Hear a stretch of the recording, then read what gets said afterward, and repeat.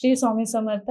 मी स्मिता बुटेकर आपल्या अस्तित्व टॉक चॅनलच्या गणेश सिरीज मध्ये तुमच्या सगळ्यांचं मनापासून स्वागत करत आहे. तर आता आपण आलेलो आहोत मुंबई येथे 7 रस्त्याला आदित्य जगतापच्या घरी, जगतापांचा लाडका गणू बघायला.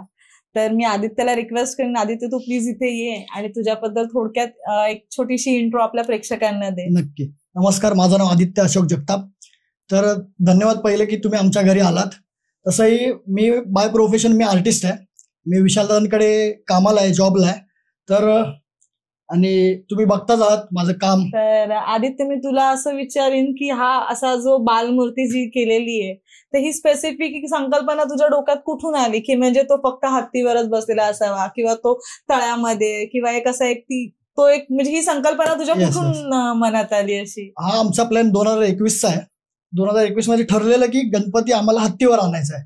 मग तेव्हा हत्ती पूर्ण होता.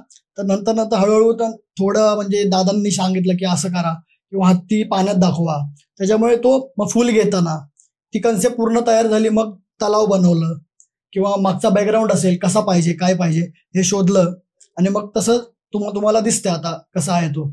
आणि आपण हे जे बघतोय, हे जे सगळं डेकोरेशन केलंय, आता तू तिथे विशालदादांकडे जॉब पण करतोय. हे सगळं सांभाळून बाकीच्यांचे गणपतीचं तू काम करतोय, हे सगळं करतोय. आणि हे सगळं करून हे तुला ही जी आरास जी केलेली एवढी सुंदर, ती करायला किती दिवस लागले साधारण? आता मूर्तीचं म्हणाल तर मूर्ती माझी जून महिन्यात तयार होती. मूर्तीचं तयार होती. आणि दुसरं म्हणजे हे बाकीचं जे आहे ते थोडं वेळ काढून दादांकडनं काम करून नंतर वेळ काढून बनवायचो. जसं की दिवसाला अर्धा तास द्यायचो, 15 मिनिटं. त्या 15 दिवसात हे पूर्ण केलेलं आहे मी. आणि हे पूर्ण डेकोरेशन इको फ्रेंडली आहे. हो. आणि हे जे पाणी जे रिअलिस्टिक दिसतंय, इव्हन म्हणजे हत्तीच्या ज्या जिभेतनं जे पाणी पडतंय, हे कुठून सुचलं किंवा हे कशापासून बनवलंय, म्हणजे काय केलंय ते? म्हणजे बघायला गेलो तर आता हत्तीचं आपण कमळ उचलतोय. कमळ उचलल्यानंतर साहजिक आहे की पाणी असणार त्याच्या तोंडातनं पडणार, म्हणून ते आम्ही तसं दाखवलंय की त्याच्या तोंडातनं ते पाणी येत आहे किंवा असं. जर थोडं सोंडेला बघाल तर तिथे पण पाणी आहे फुल उचलल्यावर. इव्हन तिथे पण मला पाणी दिसतंय ह्याच्यावर, म्हणजे असं पडताना वगैरे असं. हो. आणि आपली ही एवढी सुंदर मूर्ती रेखाटली आहे. तर ठीक आहे, संकल्पना म्हणजे तुझ्या डोक्यात होती किंवा आम्हाला हत्तीवरनच बालमूर्ती आणायची वगैरे, पण एवढी सुंदर मूर्ती साकारणारे मूर्तिकार कोण आहेत आपले? माझ्या मूर्तिकाराचं नाव आहे अभिषेक सुनका. तर त्यांनी मला माझ्या मूर्ती जवळजवळ तो आता एक 7-8 वर्ष झालं तो मूर्ती बनवतोय माझी. आमचा तो पण कलाकार आणि मी पण कलाकार असल्यामुळे ती जोड एकदम अशी झाली की बोलतात ना की कला दिसून येते दोघांची.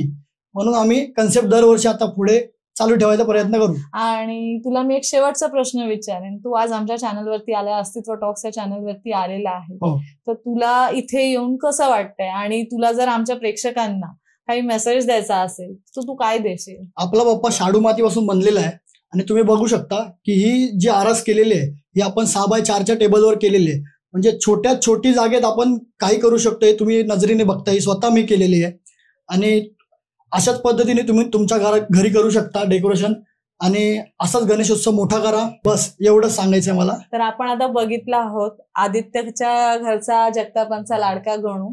तो इतका खरंच लहान बाळासारखा, खरंच रिअलिस्टिक वाटणारा असा गोड मूर्ती तर आहेच, पण त्याची मेहनत सुद्धा आदित्यची त्याच्या मागे दिसते की त्याने किती रिअलिस्टिक देखावा उभा केलेला आहे. तर ही खरी गोष्ट आहे की जी आर्ट आपल्यामध्ये कुठेतरी दडलेली असते ना, ती तुम्ही असं आमचं हे डेकोरेशन दाखवण्याचे वेगवेगळे ह्याच्या मागचा हाच हेतू आहे की तुमच्यातली जी आर्ट आहे ती बाहेर येऊन द्या.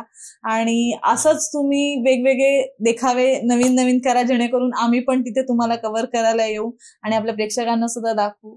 आणि हे असेच व्हिडिओ तुम्हाला आवडत असतील तर आपल्या चॅनलला लाईक, शेअर, सबस्क्राईब करायला विसरू नका. आपण लवकरच भेटूया नवीन गणपती सोबत. थँक्यू.